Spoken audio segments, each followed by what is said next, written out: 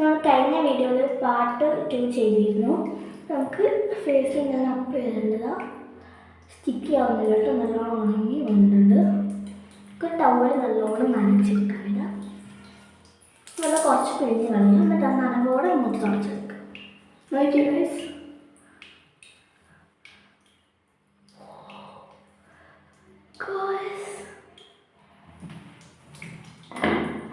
Guys, നല്ല രസമുണ്ട്. ഫുള്ളൊന്ന് തുടച്ചെടുക്കാം. ഈ ഭാഗം മാത്രം തുടച്ചെടുക്കാം.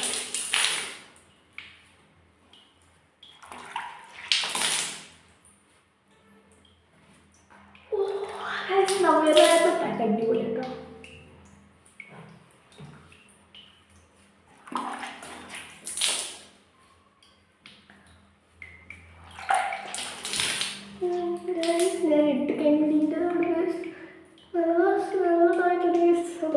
വെള്ളം കഴിക്കാം.